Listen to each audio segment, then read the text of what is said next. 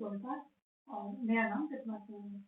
आज फिर हम राजनीतिक सिद्धांत जो है उसी पर क्वेश्चन देखेंगे, क्योंकि ये काफी बड़ा टॉपिक है और इससे बहुत ज्यादा वेटेज भी रखता है। तो आज हम मेनली संप्रभुता और अधिकार से सारे क्वेश्चन देखेंगे। इसमें स्टेटमेंट भी काफी सारे होंगे, क्योंकि इस पार्ट स्टेटमेंट बहुत पूछे जाते हैं। तो स्टेटमेंट को मैंने काफी ज्यादा यहाँ पर रखा है, जो इम्पोर्टेंट स्टेटमेंट है विचारकों के, वो हमने यहाँ पर रखे हैं। और जो क्लासेस जा रही हैं वो बिहार शिक्षक भर्ती इस नाम से एक प्लेलिस्ट बनी हुई है। तो आप डिस्क्रिप्शन में या चैनल पर विजिट करके प्लेलिस्ट अवेल कर सकते हैं और वहाँ से सारे इम्पोर्टेंट जो क्वेश्चन है वो आप देख सकते हैं। और आप जो है क्वेश्चन के साथ साथ कहते हैं कि जो कॉन्सेप्ट है, कॉन्सेप्ट पर भी पूरा ध्यान दीजिए, क्योंकि कॉन्सेप्ट अगर आपका क्लियर है, कॉन्सेप्ट पर पकड़ है, तो क्वेश्चन कहीं से भी आए आप कर ले जाएंगे। यदि आप सिर्फ क्वेश्चन पर ही ध्यान देंगे, जो मैं एक्सप्लेनेशन करती हूँ, जो आपको कॉन्सेप्ट में डेप्थ तक ले जाती हूँ, अगर उस पर ध्यान नहीं देंगे तो चीजें थोड़ा सा वर्क नहीं करेंगी। ठीक है, तो और साथ में मैराथन की एक प्लेलिस्ट लगी हुई है, तो आप उसे भी अवेल करके वहाँ से भी अपनी प्रिपरेशन को अच्छा कर सकते हैं, क्योंकि वहाँ भी काफी इंपॉर्टेंट क्वेश्चन की सीरीज हमने देखी, तो वो भी लगी हुई है। ठीक है, चलिए देखिए आज का पहला क्वेश्चन जो है, सूची किसने दी गई है और किसकी सूची दी गई है। अधिकारी के सिद्धांत और जो अधिकारों के सिद्धांत है, और यहाँ पर प्रवक्ता है जिन्होंने दिया है इसको।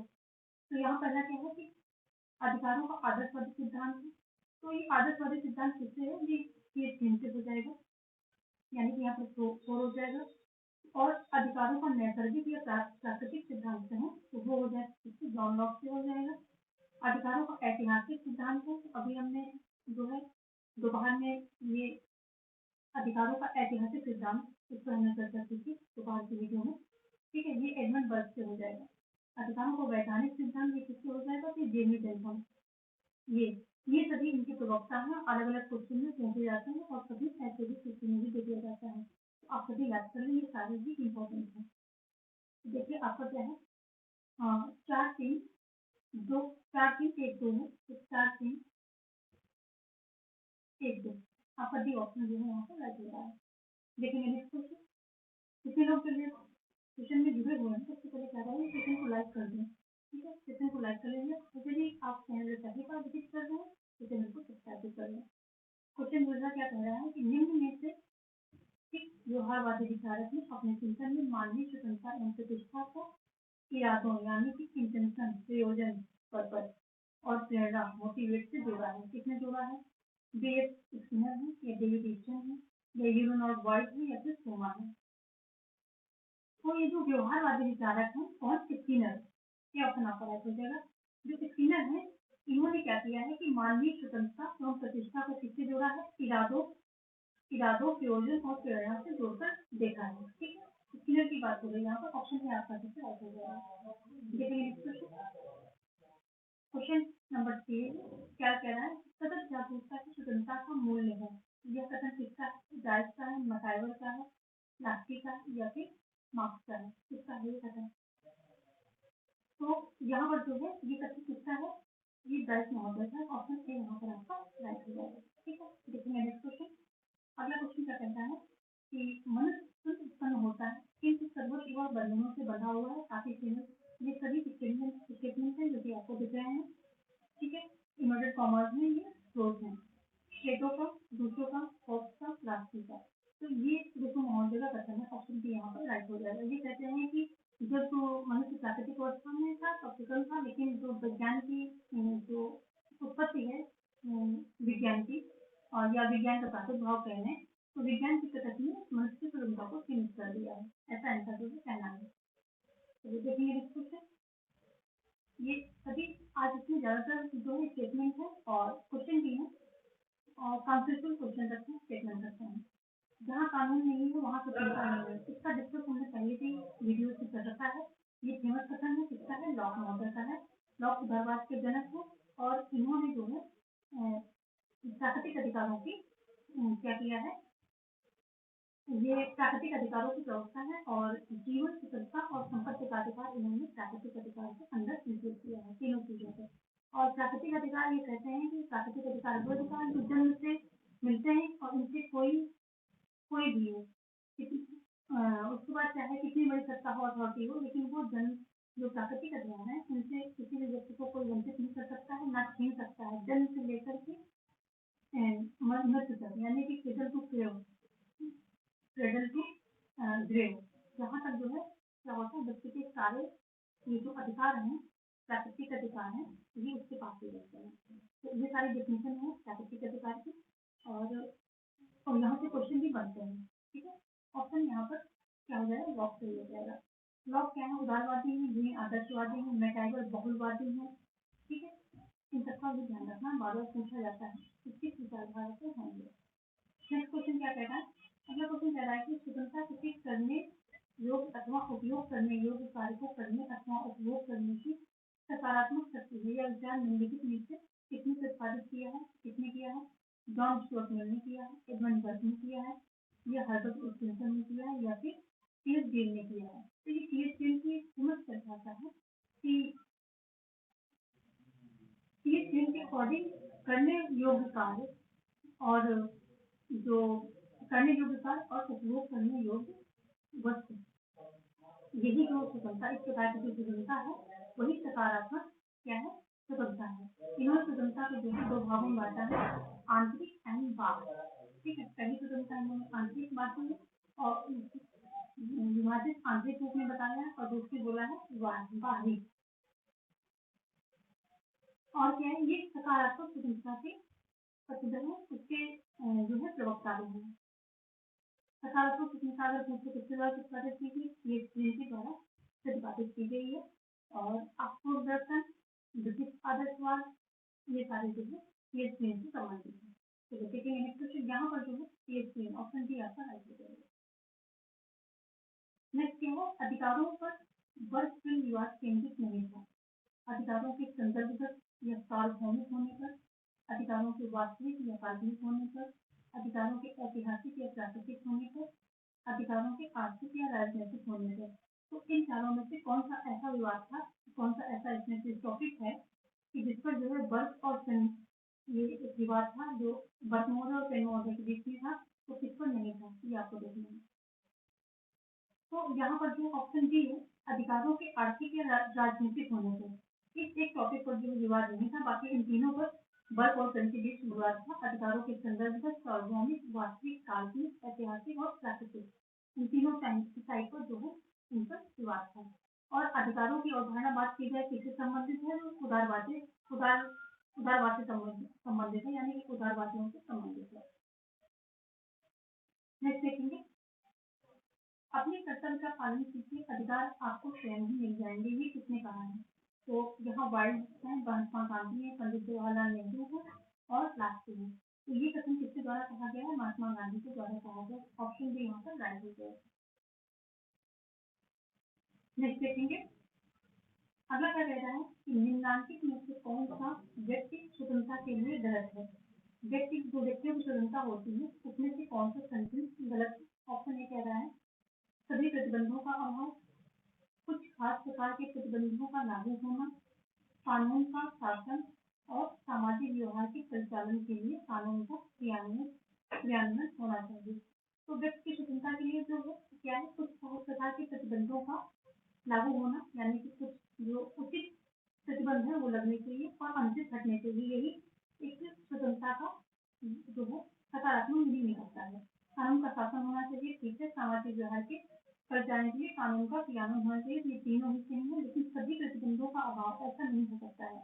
अगर सभी प्रतिबंधों का अभाव हो जाएगा तो व्यक्ति जो मर्जी आएगा वो करेगा, वो तो उधम मचा देगा। ठीक है, लॉ एंड ऑर्डर को बिगाड़ करके रखते हैं, तो ये गलत है। यहाँ पर काफी सारे सही है। आगे देखेंगे, निम्नलिखित में से किस एक अधिकार को विधिक सामर्थ्य प्राप्त नहीं है? किसको नहीं प्राप्त है? विधिक सामर्थ्य की बात हो रही है। ठीक है, विधिक सामर्थ्य किसको नहीं प्राप्त है? नैतिक अधिकार को, नागरिक अधिकार को, राजनीतिक अधिकार को, मौलिक अधिकार को। तो अधिकार के कई प्रकार होते हैं, लेकिन जो उनमें से नैतिक अधिकार होता है उसके पीछे कोई जो विधिक सपोर्ट नहीं होता, यानी कानूनी सपोर्ट नहीं होता है, उसको वो विधिक अधिकार नहीं कहे जाते हैं। ये नैतिकता के अंतर्गत आ जाते हैं, मूल्यों के अंतर्गत आ जाते हैं। व्यक्ति की मर्जी है तो फॉलो करेगा, बहुत अच्छी बात है, इससे समाज अच्छा बनता है। फिर नहीं फॉलो कर रहा है तो कानून उसको बाधित नहीं कर सकता है। तो नैतिक अधिकार जो है इसके पीछे क्या है, विधिक सामर्थ्य प्राप्त नहीं है, ऑप्शन ए यहाँ पर राइट हो जाएगा। आगे देखेंगे नेक्स्ट क्वेश्चन, अधिकारों के कानूनी सिद्धांत की वकालत करने का श्रेय है किसको है? कानूनी सिद्धांत की वकालत करने का श्रेय रॉस को है, पाउंड को है, आस्टिन को है या ग्रोशियस को है? तो अधिकारों का कानूनी सिद्धांत जो है ये बताता है कि अधिकार जो है वो किसके ऊपर है। ये अधिकारों को कौन देता है? राष्ट्र को देता है, और ये कानून के ऊपर है, ठीक है। और अगर कानून नहीं है तो अधिकार भी नहीं है। ये बात इस अधिकारों के कानूनी सिद्धांत में ये बातें की जाती है, इसका ये कॉन्सेप्ट है। और इसको देता कौन है? इसको सर्वप्रथम जो है ये धारणा है उसको हॉब्स जो है प्रतिपादित करते हैं इस अवधारणा को। उसके बाद इसको बेंथम और आस्टिन, हॉलैंड ये सब जो है इसके समर्थक हैं। तो ये भी ध्यान रखेंगे, जो अधिकारों का कानूनी सिद्धांत ये सर्वप्रथम कौन प्रतिपादित करता है? तो ये हॉब्स करते हैं। उसके बाद बेंथम, आस्टिन, हॉलैंड ये सब इसको जो है आगे बढ़ाते हैं, यानी कि ये इसके समर्थक है, ठीक है। ऑप्शन यहाँ पर हो जाएगा सी, आस्टिन।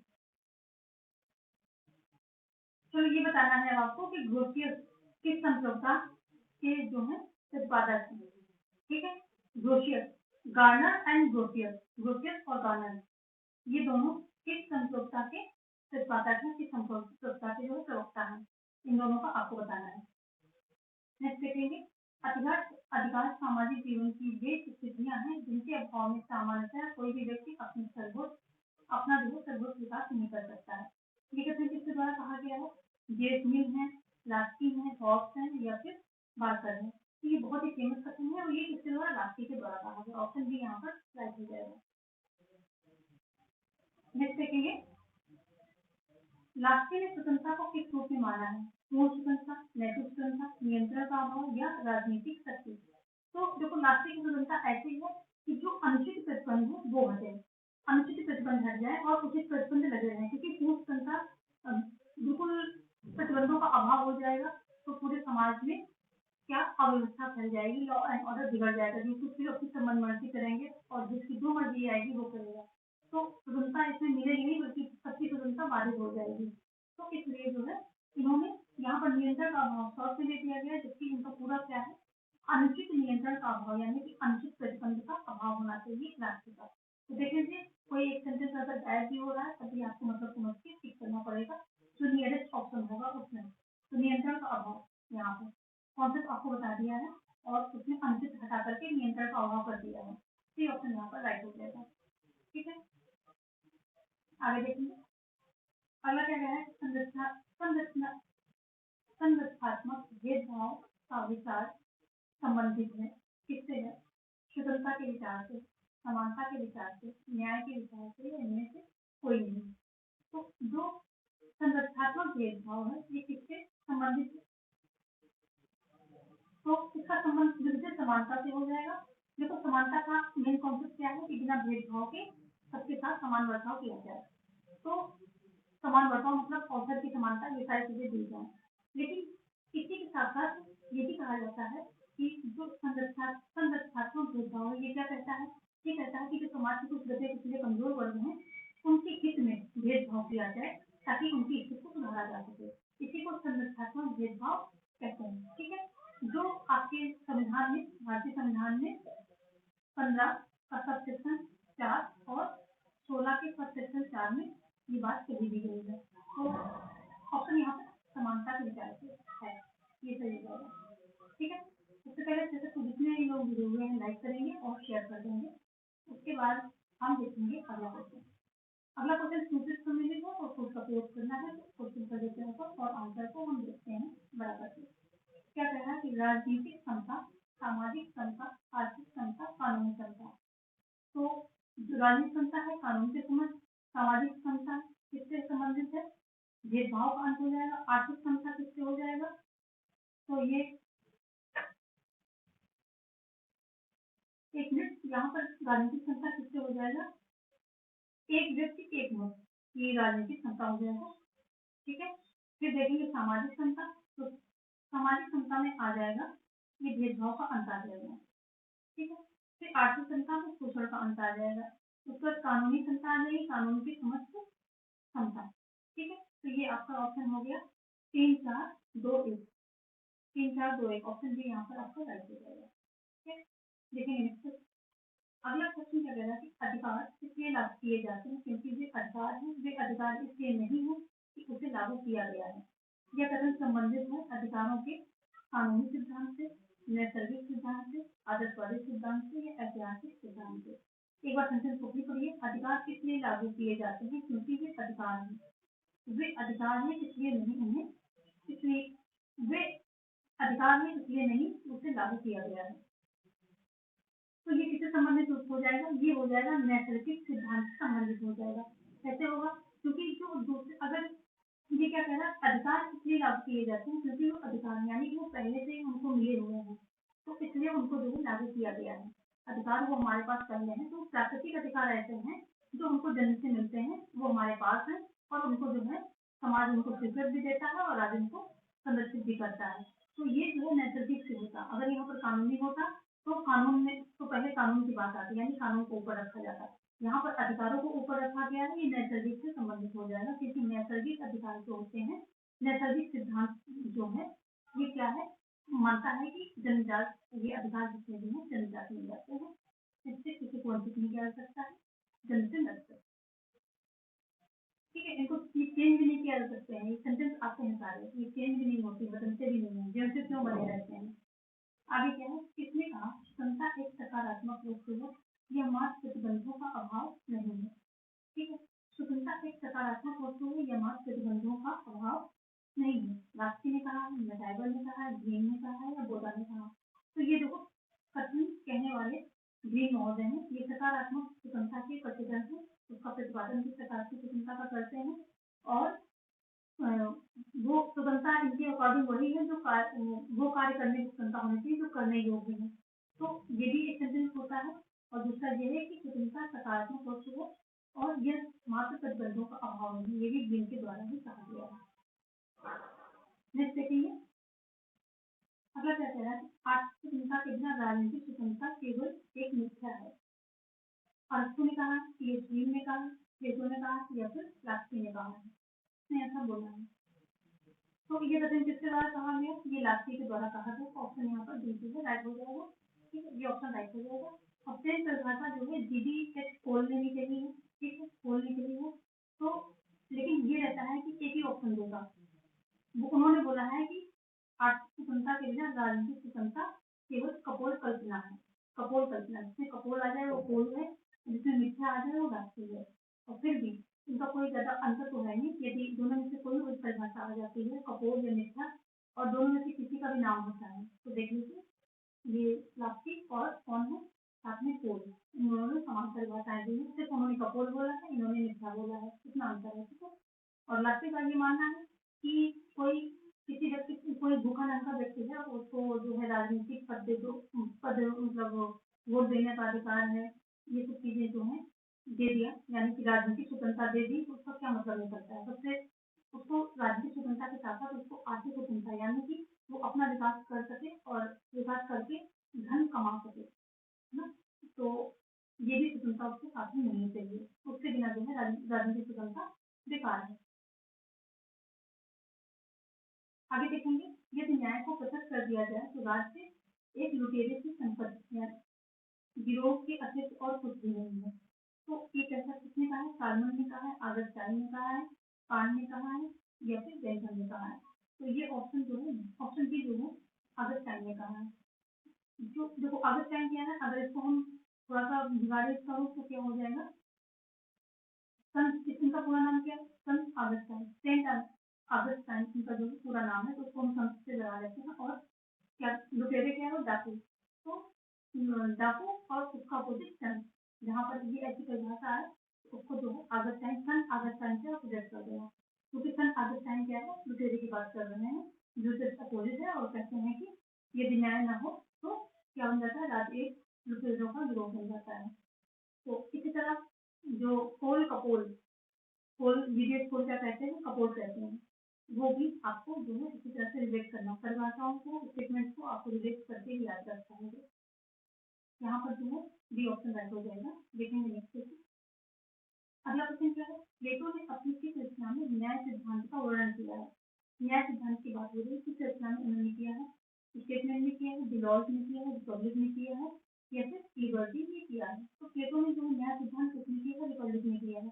रिपब्लिक का जो है सब टाइटल है वही कंसर्निंग जस्टिस है, यानी कि जस्टिस उसका जो सब टाइटल उसका जस्टिस है, न्याय से संबंधित। तो ये ऑप्शन सी यहाँ पर आपका राइट हो जाएगा। चलिए नेक्स्ट देखेंगे। अगला क्या है? राजनीतिक समानता कभी भी यथार्थ नहीं बन सकती जब तक उसे वास्तविक आर्थिक समानता का साथ ना हो। इसने कहा है, तो वही परिभाषा है, इसको थोड़ा सा देखिए चेंज करके, वहाँ छोटी परिभाषा देखिए, यहाँ पर थोड़ा उसको विस्तृत रूप दे दिया है। तो ये भी ये राष्ट्रीय से संबंधित है, ठीक है। आरक्षणी स्वतंत्रता और समानता को क्या है? पूरक मानते हैं, मैकाइवर भी मानते हैं, पूरक मानते हैं सब ना।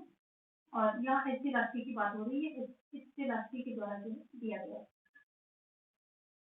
नेक्स्ट देखेंगे, मॉन्टेस्क्यू का सत्ता की पृथकता का सिद्धांत मुख्य रूप से किस पर बल देता है? जवाबदेहिता, कुशलता, पारदर्शिता, स्वतंत्रता। तो जो ये मॉन्टेस्क्यू का है सत्ता की पृथकता का सिद्धांत, यानी कि शक्ति है जो कि अमेरिका में अच्छे से फॉलो किया जाता है, तो उसका जो है क्या हो जाएगा? ये किस पर बल देता है? तो इस स्वतंत्रता पर बल देता है। ऑप्शन डी यहाँ पर राइट हो जाएगा।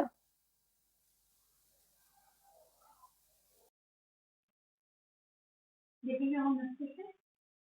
अगला क्वेश्चन क्या कह रहा है कि आपको यहाँ कोशिश सम्मिलित करनी है और कोड का प्रयोग करना है। दिया क्या गया है? यहाँ पर जो है विचारक के नाम है और इधर क्या है बुक दी गई है, ठीक है। जेस मिल है, पीएचडी है, एस रास्ती है, जॉन रॉल्स है। तो जेस मिल की बुक कौन सी हो जाएगी? ऑन लिबर्टी हो जाएगी, यानी कि फोर लिख देते हैं। पीएचडी की क्या हो जाएगी? Lectures on principles of political publication, यहाँ पर वन कर देते हैं। और एस रास्ती की बात करें तो ग्रामर ऑफ पॉलिटिक्स, ये इनकी 3 हो जाएगा। जॉन रॉल्स की बात करें तो ए थ्योरी ऑफ जस्टिस 2, ये जो है इनका फॉर्मेशन है। और 4132 ऑप्शन से आपका यहाँ पर राइट हो रहा है, ठीक है। देखेंगे हम नेक्स्ट क्वेश्चन। अगला क्वेश्चन क्या कह रहा है? निम्नलिखित में से किसके द्वारा स्वतंत्रता और समानता के मध्य संतुलन बनाने का सराहनीय सिद्धांत दिया गया है? स्वतंत्रता और समानता के मध्य संतुलन बनाने का सराहनीय सिद्धांत किसके द्वारा दिया गया है? रॉबर्ट नोटिक है, जॉन रॉल्स है या एंटोनियो ग्राम्सी है? तो ये सिद्धांत जो है जॉन रॉल्स के, ये प्रयास सराहनीय सिद्धांत किसके द्वारा दिया गया है? John Rawls. ऑप्शन सी सही हो जाएगा। इन्होंने दिया गया है सहयोगात्मक चेष्टा, सहयोगात्मक चेष्टा का सिद्धांत इन्होंने दिया है, चेष्टा का सिद्धांत दिया है, ठीक। और इसी में जो स्वतंत्रता और समानता के मध्य संतुलन बनाने का सराहनीय कार्य किया गया, ठीक है। लेकिन नेक्स्ट क्वेश्चन अगला क्या कहता है? निम्नलिखित में से कौन सा जॉन रॉल्स के न्याय सिद्धांत का भाग नहीं है? नहीं पूछ रहा है। जॉन रॉल्स के न्याय सिद्धांत का भाग नहीं। समान न्याय सिद्धांत, समान स्वतंत्रता सिद्धांत, भेदभाव सिद्धांत, अवसर की उचित समानता का सिद्धांत।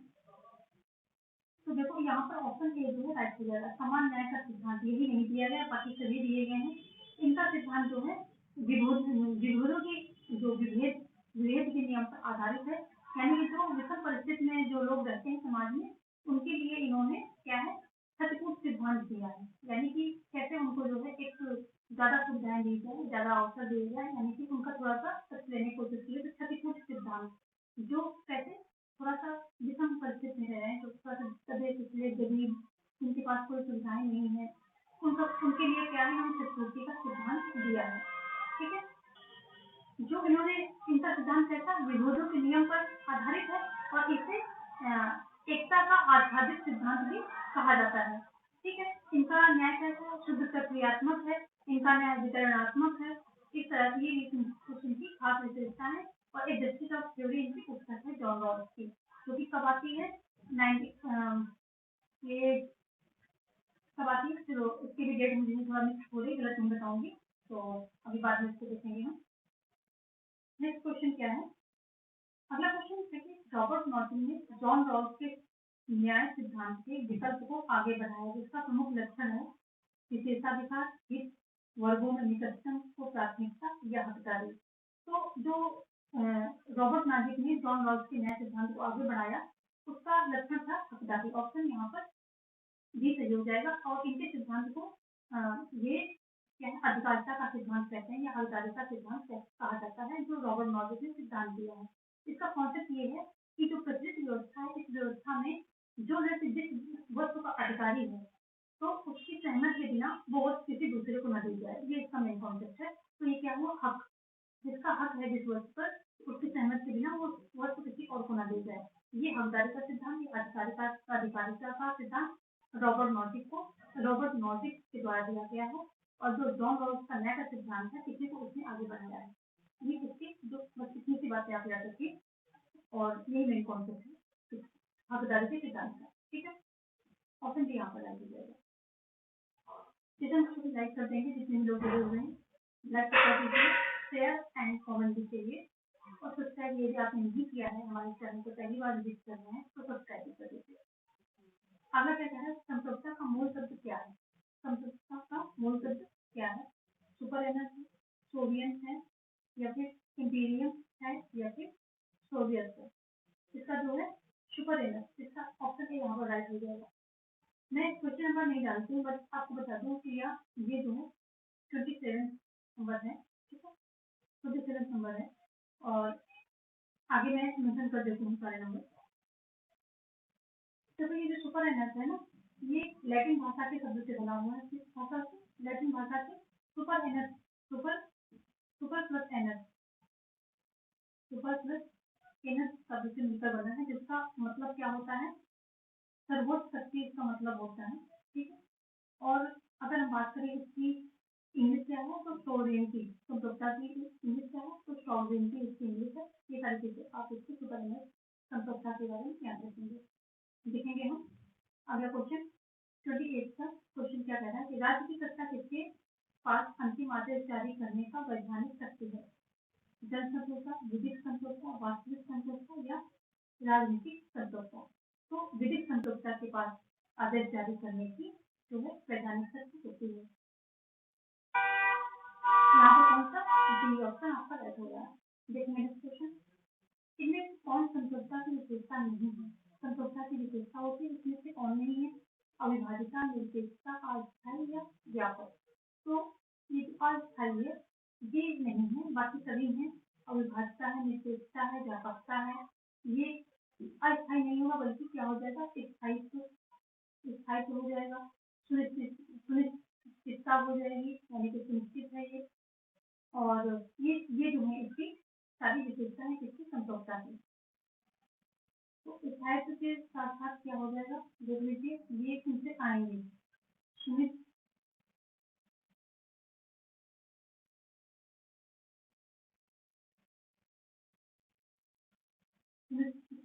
या फिर इसको पूर्णता दिया जाएगा, ये हो जाएगा। ठीक है, और फिर क्या हो जाएगा, अनन्यता, अनन्यता यानी कि एक्सक्लूसिवनेस यहाँ पर आ जाएगा ये इंग्लिश में। ठीक है, तो ये सारी जो है इसकी विशेषताएं हैं, ये सारी विशेषताएं हैं संतोषता की। इसके अलावा कुछ देता है तो वो क्या हो जाएगा, ये संतोषता की विशेषता नहीं होगी। मेनली क्या देता क्या है, ये अविभाज्यता और ये अस्थायी ऐसे करके विभाज्यता दे देगा, तो विभाज्यता नहीं होगी। कि जैसे यहाँ पर अस्थायी दे दिया, तो क्या है, स्थायी है और अस्थायी दे दिया, तो इन सब चीजों को ध्यान रखना है। और यहाँ से क्वेश्चन 5 बार यहाँ से क्वेश्चन बनता है। देखेंगे नेक्स्ट क्वेश्चन क्या कह रहा है कि राजनीतिक समानता कभी भी वास्तविक नहीं है, जबकि यह आर्थिक समानता के साथ ना हो। तो राजनीतिक समानता कभी वास्तविक नहीं, जबकि यह आर्थिक समानता के साथ ना हो। ये मिल है, DDS4 है, PH3 है और XC राष्ट्रीय है। तो ये जो XC राष्ट्रीय हो जाएंगे। तो देखो यहाँ पर 4 और राष्ट्रीय दोनों है, तो कोई की परिभाषा किससे कपोल से लेना है। अगर इस तरह परिभाषा आती है कि जो समानता कभी भी वास्तविक नहीं है जब यह आर्थिक समानता के साथ ना हो, कि राष्ट्रीय से रिलेट हो जाएगा। ठीक है, और राष्ट्रीय का मानना ये है कि अगर राजनीतिक समानता दी गई, चुनाव लड़ने की समानता और वोट डालने की समानता, तो अगर यदि कोई भूखा नंगा यदि आर्थिक समानता नहीं दी गई है, लोगों के पास अपना रोटी दाने कपड़े मकान सब चीजें नहीं है, तो वही कहते हैं कि भूखा नंगा व्यक्ति जो है राजनीतिक समानता लेकर के क्या करेगा। आगे देखेंगे एक बेहतर न्यायिक समाज की प्रकृति तथा उद्देश्य न्याय सिद्धांत का मौलिक अंग है। ये कथन किसका है? जॉन रॉल्स का है, लॉर्ड एक्टन का है, टॉनी का है या फिर जेम्स मिल का है। तो एक बेहतर न्यायिक समाज की प्रकृति तथा उद्देश्य न्याय सिद्धांत का मौलिक अंग है। ये किसका है? टॉनी का है। ऑप्शन सी यहाँ पर राइट हो जाएगा। सॉरी, यहाँ पर टॉनी नहीं होगा, यहाँ पर क्या होगा? जॉन रॉल्स होगा। ऐसे गलत कभी कभी ऑप्शन के हो जाते हैं। जॉन रॉल्स होगा क्योंकि ये न्याय की बात करते हैं, ठीक है। और कहते हैं कि न्याय जो है किसी समाज का क्या है? प्रथम सद्गुण है। किसी भी समाज का प्रथम सद्गुण है और उसी पर इन्होंने ये इनका वक्तव्य है कि एक बेहतर न्याय समाज की प्रगति क्या तथा उद्देश्य न्याय सिद्धांत का मौलिक अंग है। ये जॉन रॉल्स का वो पता नहीं दिमाग से और कर रहा है तो सॉरी फॉर दैट। आगे देखेंगे। अगला क्या है? सेकंड जो है संसदीय जनतंत्र सरकार का उत्तम रूप है, क्योंकि जो संसदीय जनतंत्र है ये सरकार का उत्तम रूप है क्योंकि शासन शक्ति राष्ट्रपति में निहित होती है। प्रधानमंत्री सरकार का अध्यक्ष होता है। मंत्री उत्तरदायी होते हैं उपरोक्त सभी। तो संसदीय जनतंत्र सरकार का उत्तम रूप है क्योंकि इसमें जो है जो मंत्री होते हैं यानी कि जो प्रतिनिधि होते हैं जिनको चुनकर हम देखते हैं तो वो उत्तरदायी होते हैं, जनता के प्रति उत्तरदायी होते हैं। अपने कर्मों से जो भी वो कार्य करते हैं उनकी उसका ये क्या है? जवाबदेही होती है उनकी। तो उत्तरदायित्व और जवाबदेही उनकी होती है, इसलिए ये सरकार क्या है? उत्तम है। ऑप्शन सी यहाँ पर राइट हो जाएगा। इस तरह से जो है कॉन्सेप्चुअल क्वेश्चन है, इसमें कुछ भी नहीं है। आप थोड़ा सा देखेंगे तो ये जो है संदेश बिल्कुल अलग से दिख रहा है। मंत्री उत्तरदायी होते हैं इसलिए ये सरकार जो है यही जनतंत्र सरकार का यही संदेश है। ऐसे क्वेश्चन आने की उम्मीद रखी है आपसे है और मुझे जितना मैं हो पा रहा है मैं कॉन्सेप्चुअल देने की कोशिश कर रही हूँ। तो इसमें कहा है कि समझौता का अधिवास निश्चित मानव क्षेत्र में होता है, मानचित्र में होता है। तो मानचित्र में ऐसा कहा है कि जोशिष ने कहा है, आस्तीन ने कहा है या फिर मोदा ने कहा है। तो जो समझौता का अधिवास निश्चित मानव क्षेत्र में होता है ऐसा कौन कहता है? तो ये बात कहने वाले आस्तीन है, ठीक है। आस्तीन जो है समझौता का अधिवास निश्चित मानव क्षेत्र में करवाते हैं और कहते हैं कि ये सबसे ऊपर है, यानी कि ये किसी की आज्ञा मानने का अभ्यास नहीं होता है, जबकि इसकी आज्ञा जो सभी मानते हैं, ऐसा ही मानते हैं, ठीक है। और इन्होंने अपनी समझौता जो सिद्धांत है इसका इनकी बुक है लेक्चर 5 उसी में जो है इन्होंने दिया है। जबकि बोधा जो समझौता की अवधारणा है वो सर्वप्रथम प्रतिपादित करते हैं और अपने संकल्प को सर्वोच्च सत्ता देते हैं, यानी सबसे ऊपर कर देते हैं। लेकिन बाद में क्या है इनके मन में कुछ विचार आ जाते हैं, कहीं इनका संकल्प जो नियंत्रित न हो जाए तो ये ईश्वरीय अधिकारों के अधीन उसको कर देते हैं। और इन्होंने अपनी अवधारणा कहाँ पर दी थी? इस बुक कंसर्निंग द रिपब्लिक, ये इनकी पुस्तक है उसी में दी थी, ठीक है। लेकिन बोधा के बाद जो है उसको ऑस्टिन ने जो है क्या किया है कि अपने संकल्प को सभी जो बंधन है उनसे ऊपर कर दिया है ऑस्टिन ने, ठीक है। तो यहाँ पर जो सी ऑप्शन आपका राइट हो जाएगा। मानसिक शक्ति के जो पृथक का सिद्धांत है उससे संबंधित है, जोशिष वास्तुकर्ता से संपुष्टता से संबंधित है। आगे देखेंगे बहुलवादी प्रतिबंध है, किसके प्रतिबंध? राज्य के अंत के, ये वर्गहीन और राजहीन समाज के, या फिर राज्य की शक्ति कम करने के, या फिर राज्य की शक्ति में अवरोध करने के। तो राज्य का अंत ये नहीं करना चाहते हैं। वर्गहीन और राजहीन समाज ये मार्क्सवादियों का क्या है? ये राज्य का अंत करना। और वर्गहीन और राजहीन समाज ये किसका है? मार्क्सवादियों का है।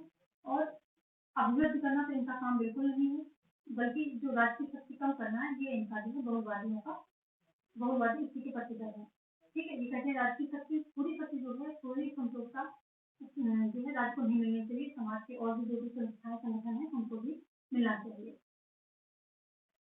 बहुवादी क्या है कि ये राज्य की शक्ति कम करने के प्रतिबद्ध है, राज्य को समाप्त करने के प्रतिबद्ध नहीं है। और ये राज्य को जो प्रमुखता भी देते हैं, यानी कि उसको मानते भी हैं कि वो प्रमुख है, लेकिन साथ में उसको निरंकुश या सर्वोपरि मानना चाहते हैं, बट निरंकुश नहीं बनाना चाहते हैं। साथ ही चाहता है कि जो समाज के और भी संघ है, समाज के और भी जो संस्थाएं हैं उनमें भी शक्तियां वितरित होनी चाहिए। और ये कहते हैं इनका फेमस कथन है क्या बहुलवादियों का? राज्य संघों का संघ है, जहाँ पर ये आ जाए वो सीधा बहुलवादियों से संबंधित हो जाएगा। और ये बहुत फेमस है, संघों का संघ। इन्होंने राज्य को क्या कहा है? संघों का संघ कहा है। चलिए देखेंगे यहाँ पर ऑप्शन रख दीजिएगा। आगे ये कह रहा है कि विधिक और राजनीतिक संपर्क के मध्य भेद पर जोर दिया था। किसने दिया था? आस्तीन ने, डिग्रिक ने, डायसी ने या फिर लास्की ने। तो विधिक और राजनीतिक संपर्क के मध्य भेद जो मध्य भेद किया था किसने? डायसी महोदय के द्वारा किया गया था। तो इसका जो है इन्होंने कैसे विधिक संप्रभुता क्या है? कानूनी संप्रभुता है। ठीक है, कानूनी संप्रभुता वो है जिसको वकील लोग पहचानते हैं, जानते हैं, जो मतलब कानून बनाती है वो कानूनी संप्रभुता है। ठीक है, विधिक कह लीजिए क्या कानून है, लेकिन जो कानूनी संप्रभुता जो कानून बनाते हैं यानी कि जो नेता लोग हम लोग संसद के भेजते हैं, जनता आम जनता वो क्या करती है? संसद में बैठ करके कानून बनाती है। तो वो क्या है, उनको भी राजनीतिक संकट के सामने से झुकाना पड़ता है। राजनीतिक संकट यहाँ कौन है? जनता है। ठीक है, जनता के सामने ऐसा ही मानते हैं कि जो ये डायसी कहते हैं कि जो वकील लोग जिस मतलब वकील लोग किसको पहचानते हैं? जो विधिक संप्रभु है उसको पहचानते हैं, लेकिन जो विधिक संप्रभु है उसको भी राजनीतिक संप्रभु यानी जनता के सामने सर झुकाना पड़ता है। तो ये देख लीजिए विधिक क्या है? ये नेतागत, सिंपल लैंग्वेज में नेतागत हो जाएंगे और राजनीतिक संप्रभु कौन हो जाएगा? जनता हो जाएगा। बहुत आसान शब्दों में हम ऐसे समझते हैं क्योंकि अंडरस्टैंडिंग होना जरूरी है। अगर एक बार वर्ड को पकड़ लिया तो उससे कितने भी क्वेश्चन आ जाए हम उसको सॉल्व कर लेते हैं। तो राजनीतिक संप्रभु क्या है? हम लोग हो गए, ठीक है, और विधिक नेताजी हो गए।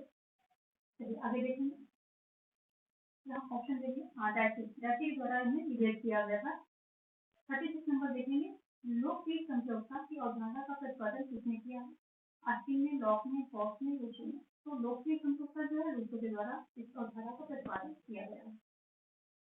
लोकप्रिय संप्रभुता का कॉन्सेप्ट क्या है कि जनता सर्वोच्च शक्ति का स्वामी है, मतलब जनता जो है सर्वोपरि है और जितनी शक्ति का स्रोत क्या है? जनता ही है। तो यही क्या हो गया? लोकप्रिय संप्रभुता हो गई, रूसो के द्वारा दिया गया है। हॉब्स ने जो है निरंकुश राज्य या निरंकुश संप्रभुता उन्होंने क्या किया था? जो है प्रतिपादन किया था। ठीक है, निरंकुश राज्य की समर्थन भी करते हैं। हॉब्स निरंकुश राज्य का समर्थन करते हैं। ठीक है, लॉक उदारवादी है। आस्तीन एकल संप्रभुतावाद जो एकल संप्रभुता है उसके प्रतिपादक है, या फिर एकल कह लीजिए या फिर अद्वैतवादी। कई टर्म है इसके, तो एकल और अद्वैतवादी जो पूछा जाता है तो ये दोनों एक ही है। एकल कह लीजिए एकल संप्रभुता, ये अद्वैतवादी संप्रभुता के प्रतिपादक माने जाते हैं। नेक्स्ट देखेंगे, आस्तीन का संप्रभुता का सिद्धांत किस पर आधारित है? किस पर आधारित है? बल है, लोकतंत्र है, लोकमत है या बहुवाद है? तो जो आस्तीन का संप्रभुता सिद्धांत है ये बल पर आधारित है। ऑप्शन ए यहाँ पर जो है राइट हो जाएगा।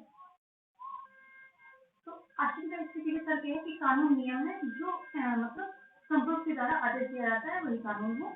तो वो क्या है कि उस कानून को पालन करना चाहिए, जो भी सिटीजन है, नागरिक है, उसके लिए अनिवार्य, और जो नहीं उसका पालन करेगा, गैर अनुपालन की स्थिति में उसको सजा दंड का प्रावधान किया गया है। जनता क्या है? तो इनका सिद्धांत किस पर आधारित हो गया? भय या बल पर। क्योंकि जनता किस वजह से जो कानूनों का पालन कर रही है, आदेशों का पालन क्यों कर रही है? क्योंकि उसको भय है, उसको भय है कि उसे दंड मिलेगा अगर वो गैर अनुपालन करेगा। तो बल पर आधारित है। आगे देखेंगे 38 क्या कह रहा है कि निम्नलिखित किस विचारक ने एक सर्वशक्तिमान संप्रभु का विचार दिया है? रूसो ने दिया है, लॉक ने दिया है, या हॉब्स ने दिया या जेम्स मिल ने दिया है? तो जो सर्वशक्तिमान संप्रभु का विचार किसने दिया था? ये ऑप्शन जो यहाँ गिवन है उसमें थॉमस हॉब्स ने दिया था। ठीक है, हॉब्स के अनुसार क्या है? संप्रभुता क्या है? जो है सर्वोच्च शक्तिशाली है और असीमित है, अदेय है, निरंकुश है, अविभाज्य है। ये सब इनके हॉब्स के अकॉर्डिंग जो है ये सब क्या है? किसी भी संप्रभु के जो विशेषताएं हैं, लक्षण है। ठीक है, तो इन्होंने दिया था। इनकी पुस्तक कौन है? लिवायथन। इनकी जो है पुस्तक का नाम लिवायथन। ये कहाँ लिखी गई थी? फ्रांस में। जब इंग्लैंड में शांतियां चल रही थी तो ये फ्रांस में से चले गए थे, वहीं पर इन्होंने लिवायथन लिखी थी और गोडाल्फिन को समर्पित है। ये लिवायथन बुक किसको समर्पित है? गोडाल्फिन को समर्पित है। और क्या जो ये समझौता का विचार है सबसे पहले बोधा ने दिया था। फिर बोधा ने क्या किया कि इसको अपने राजा को कुछ नियमों के अधीन कर दिया, फिर इसको हॉब्स आगे लेके जाते हैं और आखिर इसको चरम सीमा पर पहुंचाते हैं। तो इन तीनों का जो है रोल है इसमें, इसको ध्यान रखेंगे। तो इन तीनों में से जिसका भी आ जाएगा उनमें से आप चेक करेंगे। जैसे यहाँ पर आस्तीन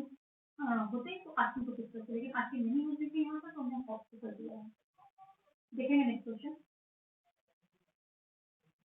अगला क्वेश्चन क्या कह रहा है कि निम्नलिखित में से किसका वक्तव्य है कि संप्रभुता नागरिकों और प्रजाजनों के ऊपर विधि द्वारा अमर्यादित राज्य की सर्वोच्च शक्ति है। ठीक है, तो ये बोधा ने कहा, इस गार्डन ने कहा, हिरा उलासी ने कहा, या अयतुल्ला रोहुल्ला खोमेनी ने कहा है। ऐसा कहने वाले जो है कौन है? बोधा ने। ठीक है, ये बोधा है, वही मतलब है कि ये सब प्रकार के जो है ये सर्वोपरि है, किसी भी कानून के अधीन नहीं है और जो चाहे आदेश दे सकता है, जनता उसको मानेगी। तो वही है, ये अमर्यादित राज्य की सर्वोच्च शक्ति है प्रजाजनों के ऊपर। तो ये सारी चीजें कर सकता है, लेकिन हाँ बाद में जाकर के जब इन्होंने सब कुछ कर लिया तो उसके बाद इनका मन जो है थोड़ा सा विचलित हुआ और इन्होंने कुछ नियमों के अधीन अपने उसको कर दिया था, किसको? शब्दों को। आगे देखेंगे। किंतु प्रत्येक व्यक्ति जानता है कि संसद राजा को आशीर्वादी अपनी जब सत्ता संपन्न संस्था समझना असंगत है। ये कथन किसका है? डार्सी का, मैकलैंड का है, लास्की का है या फिर लॉर्ड ब्राइट का है? तो यहाँ पर जो ऑप्शन डी राइट हो जाएगा, लास्की मैकावर हो जाएंगे, बार्कर, ये सब क्या है? बहुलवाद विचारधारा के समर्थक यानी कि बहुलवादी हैं और ये राज्य को जो है एक संघीय इकाई मानते हैं। और लास्की का कहना भी स्टेटमेंट भी फेमस है कि राज्य क्योंकि संघों का संघ है इसलिए राज्य संघीय, इसलिए इसकी सत्ता भी क्या होनी चाहिए? संघीय होनी चाहिए। देखते हैं नेक्स्ट क्वेश्चन। क्या कह रहा है? किसने विचार दिया था कि क्योंकि समाज का स्वरूप संघात्मक है तो सत्ता का स्वरूप भी संघात्मक होना चाहिए। अभी हमने इसकी चर्चा की और ये क्वेश्चन आ गया चलिए। तो ये जो लास्की ने कहा था, अभी हमने चर्चा की थी और ये मैकाइवर भी बहुलवादी है। चलिए देखेंगे नेक्स्ट क्वेश्चन। इसको तो हमने पहले डिस्कस कर लिया। बहुलवादी महत्व देते हैं किसको? राज्य को, समूह और संगठनों को, सरकार को, न्यायपालिका को। तो यदि हमने जो डिस्कस किया है कि जो बहुलवादी है ये समूह और संगठनों को महत्व देते हैं। ये कहते हैं, क्या कहते हैं कि राज्य संघों का संघ है, संघों का संघ। ये ध्यान रखिए, क्योंकि ये इम्पोर्टेंट है। राज्य संघों का संघ है, ऐसा ये मानते हैं। ऑप्शन भी जो है यहाँ पर ऐसे जो है। देखेंगे नेक्स्ट क्वेश्चन। ये क्या कह रहा है कि वैध संप्रभु वह निश्चित सत्ता है जो राज्य के सर्वोच्च आदेशों को वैध रूप में व्यक्त कर सके। वो सत्ता जो दैवीय कानून, नैतिक सिद्धांतों तथा जनजातीय उपेक्षा कर सके। यह परिभाषा किसने दी है? बार्कर ने दी, स्टीले ने, गार्नर ने या फिर ब्राइट ने? किसके द्वारा ये परिभाषा दी गई है? तो ये क्या है? गार्नर के द्वारा दी। ऑप्शन सी आपका यहाँ पर राइट हो जाएगा। तो देखिए कि ये इम्पोर्टेंट परिभाषा है और क्या है? वैध संप्रभु वह निश्चित करता है जो राज्य के सर्वोच्च आदेशों को वैध रूप में व्यक्त कर सके। जितने भी आदेश हो सब वो मतलब वैधानिक है, वैध रूप धारण करना। ठीक है, वह सत्ता जो दैवीय कानून, नैतिक सिद्धांत तथा जनमत की अपेक्षा कर सके, यानी कि कितना उसकी पावर हो तो वो जनमत की भी अपेक्षा कर सके। तो वैध संप्रभु उसी को जो उन्होंने बोला है, ठीक है, गार्नर ने। चलिए देखते हैं नेक्स्ट क्वेश्चन। आगे क्या कहता है कि आस्टीन ने अपनी किस पुस्तक में संप्रभुता के सिद्धांत की व्याख्या की है? आस्टीन ने संप्रभुता के सिद्धांत की किस पुस्तक में व्याख्या की है? ये हमने अभी डिस्कस किया था। फिर भी यहाँ पॉलिटिक्स की गई है, civil government, social contract and lectures on jurisprudence किया गया है। ऑप्शन डी यहाँ पर सही हो जाए, लेक्चर्स ऑन जूरिस्प्रूडेंस। इसी में जो है इन्होंने क्या किया है कि संप्रभुता के सिद्धांत की व्याख्या की है। सोशल कॉन्ट्रैक्ट किसकी है? ये है रूसो की पुस्तक है। ठीक है, सिविल गवर्नमेंट तो इसका हो जाएगा टू डायग्राम। सिविल गवर्नमेंट किसकी है? ये हो जाएगी लॉक की। ठीक है, और पॉलिटिक्स किसकी है? तो ये हो जाएगी अरस्तू की। और ग्रामर ऑफ पॉलिटिक्स किसकी हो जाएगी? ग्रामर ऑफ पॉलिटिक्स ये किसकी हो जाएगी? तो ये हो जाएगी लास्की की। ये सब फेमस पुस्तक है। ठीक है, अगर हम बात करें कि जो प्लेटो की फेमस कौन सी है तो ये हो जाएगी उनकी रिपब्लिक इनकी पुस्तक हो जाएगी। ये कुछ फेमस पुस्तक है, इन सभी को आपको ध्यान रखना। इसके पहले भी कुछ पुस्तक से हमने चर्चा की थी तो वो भी आप ध्यान में रखेंगे। ठीक है, ऑप्शन यहाँ पर दूसरे हो जाएगा। नेक्स्ट देखेंगे, निम्नलिखित में से कौन आस्टीन के संप्रभुता सिद्धांत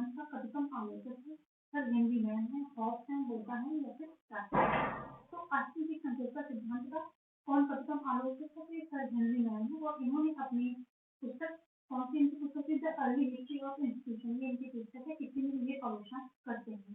ठीक है, और जो दूसरे आलोचक हैं इनमें हिंदी मैन के साथ साथ ब्राइस आ जाएंगे, ग्लेनटस्की आ जाएंगे, स्टीफन आ जाएंगे। ये सब अदर हैं जो इसकी आलोचना करते हैं। आलोचना किस आधार पर करते हैं? ये कहते हैं कि जो है ऑस्टिन ने कानूनी पक्ष पर सारा ध्यान दे दिया है ना, और ये जो ऑस्टिन का संपुटता सिद्धांत है उन्होंने बोला कि जो है कानूनी पक्ष पर पूरा जोर दे दिया, जबकि व्यवहारिक पक्ष उन्होंने बिल्कुल देखा ही नहीं, इसकी उपेक्षा की है। तो व्यवहारिक पक्ष भी होना चाहिए वहाँ पर, तो इसी बात पर उन्होंने आलोचना की है। कौन कौन से हैं? ग्लेनटस्की है, ब्राइस है, स्टीफन है और सर हेनरी मैन सबसे प्रतिगम आलोचक है। तो यहाँ पर क्या ऑप्शन आपका राइट हो? क्वेश्चन टॉपिक क्या कह रहा है? ऑस्टिन की संतोषता की अवधारणा के बारे में निम्नलिखित में से कौन सा कथन सही नहीं है? तो ये यहाँ पर 4 कथन दिए गए, सही कौन सा नहीं है वो देखना है आपको। पहला है व्यक्ति के आधार, बड़ा कर लेते हैं बाद में देखेंगे इसको। व्यक्ति के आधार और स्वतंत्रताएं भी संतोष से समाप्त होती हैं। व्यक्ति के अधिकार और स्वतंत्रताएं भी संतोष से समाप्त होती हैं और व्यक्तियों की संतोषता की संचालन को प्रतिबंधित नहीं करती हैं। आगे है कि दूसरा, संतोषता का निर्धारण होना चाहिए। यह एक व्यक्ति या व्यक्तियों के शरीर में रहता है। राज्य एक कानूनी व्यवस्था है जिसमें संतोषता बहुत स्पष्ट रूप से स्थित हो सकती है। ये ऑप्शन कह रहा है कि संपूर्ण राज्य में सर्वोच्च शक्ति है, वह राज्य में सभी प्राधिकरणों का स्रोत है, उसका अधिकार असीमित और निर्देश है, वह किसी से आज्ञा नहीं लेता क्योंकि किसी को भी उसे आज्ञा देने का अधिकार नहीं है। आगे है कि राज्य के लिए संतोषता आवश्यक। संतोषता राज्य के 4 तत्वों में से एक है। संतोषता के बिना कोई राज्य नहीं हो सकता है। तो यहाँ पर आपको 4 ऑप्शन हमने दे दिए हैं, अब यहाँ कौन सा सही नहीं है वो आपको बताना है।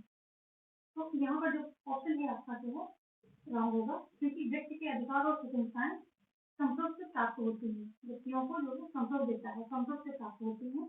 और दूसरा क्या है यहीं पर, और व्यक्ति की संप्रभुता की संचालन को प्रतिबंधित नहीं करती है। तो संप्रभुता कौन संचालित करता है? तो सत्ताधारी संचालित करता है, ना कि व्यक्ति करता है, ऑप्शन के अनुसार। ठीक है, तो यहाँ पर ये कथन आपका गलत हो जाएगा, बाकी के तीनों राइट है। नेक्स्ट सेकेंड, निम्नलिखित में से कौन सा एक प्रकार की संप्रभुता नहीं है? निहित और स्थित संप्रभुता, ड्यूलर एंड डिफेक्टिव संप्रभुता, जो कि वास्तविक और कौन सी होती है? नाममात्र की। ड्यूलर एंड डिफेक्टिव वास्तविक और नाममात्र की संप्रभुता, कानूनी और राजनीतिक संप्रभुता, कौन सी जो है इसके द्वारा संप्रभुता कौन सी नहीं है? तो यहाँ पर जो है संप्रभुता के कई सारे रूप होते हैं, एकल, बहुलवादी, वैधानिक, राजनीतिक। तो लेकिन इसमें जो है किसी भी रूप में निहित और स्पष्ट संप्रभुता का जिक्र नहीं है। तो ऑप्शन ए आपका जो है राइट आंसर हो जाएगा, क्योंकि नहीं पूछ रहा है, तो यही गलत है आपका। बाकी सभी की क्या किया है विवेचना की गई, कहीं ना कहीं इनका उल्लेख मिलता है। ऑप्शन यहाँ पर रख जाएगा। अगले क्या है, किसने कर दिया कि संप्रभुता एक सामाजिक अनुबंध का निर्माण है और संप्रभु व्यक्ति है, व्यक्ति या सभा है जो समान उद्देश्य के लिए वसीयत के लिए अधिकृत है। ऐसा किसने कहा? जीन जेफ Rousseau, David Held, Jean Bodin या थॉमस हॉब्स। तो ऐसा जो है थॉमस हॉब्स, ऑप्शन डी आपका सही हो जाएगा। इन्होंने क्या किया है कि जो भयावह स्थिति से, इनका जो प्राकृतिक अवस्था के लोग हैं, भयावह स्थिति से निकलने के लिए क्या करते हैं कि अपने सारे अधिकार एक सत्ता को, यानी कि एक जो व्यक्ति है उसको दे देते हैं, संप्रभु बना देते हैं, और वो इनके अधिकारों की देखभाल करता है। ठीक है, इनकी रक्षा करता है, इनके अधिकारों की देखभाल भी करेगा। तो ऑप्शन डी यहाँ पर राइट हो जाएगा। देखेंगे अगला क्वेश्चन। तो यहाँ पर निम्नलिखित में कौन सा ऑस्टिन की संप्रभुता की अवधारणा पर बहुलवादी सापेक्ष है? ऑप्शन ए है संप्रभुता के पास आज्ञा और आज्ञाकारिता लागू करने और अपने कानून को लागू करने के लिए वैध भौतिक बल है, राइट है। संप्रभु निर्धारित है, कानून संप्रभु की इच्छा और आदेश है, और संप्रभु लोगों को आत्म आज्ञाकारिता प्राप्त करता है। तो यहाँ पर सभी सेंटेंस सही हैं। जो ये है संप्रभु निर्धारित नहीं है, तो ये जो है ये क्या है? सापेक्ष है। किनके? बहुलवादियों के द्वारा, यही सापेक्ष है। आगे देखेंगे, राज्य अन्य समुदायों की तुलना में श्रेष्ठ है क्योंकि वह अन्य समुदायों की अपेक्षा आकार में बड़ा है, उसके पास दंडकारी शक्ति है, इसकी सदस्यता अनिवार्य है, यह एक प्राकृतिक समुदाय है। तो राज्य क्यों अन्य की तुलना में श्रेष्ठ है? क्योंकि क्या है, इसके पास दंडकारी शक्ति है। ऑप्शन बी यहाँ पर राइट हो जाएगा। जो समाज के अन्य संगठन होते हैं, संस्थाएं होती हैं, उनके पास क्या होता है, दंडकारी नीतियां नहीं होती हैं, जबकि इसके पास जो है दंडकारी शक्ति है। ये दंडित कर सकता है, यदि इसकी आज्ञा का अवहेलना की जाएगी तो ये दंडित करता है नागरिकों को। ठीक है, तो आज का सेशन हम यहीं पर वाइंड अप करेंगे और जल्दी मिलते हैं कुछ और महत्वपूर्ण प्रश्नों के साथ, एक और वीडियो के साथ। और जितने भी लोग अभी तक जुड़े हैं इस वीडियो के साथ, उसको तो वीडियो को लाइक कर दें और दोस्तों में शेयर कर दें। सब्सक्राइब नहीं किया है तो वो भी कर लें, ठीक है, ताकि आपको सारा इन वीडियोस का जो है नोटिफिकेशन मिलता रहे और मुझे भी थोड़ा सा, मेरा भी मोटिवेशन हाई हो जाएगा। तो सब्सक्राइब नहीं किया है अभी तक तो वो पक्का कर लें और मिलते हैं कुछ और प्रश्नों के साथ। Thanks for watching, have a great life. जय हिंद, जय भारत।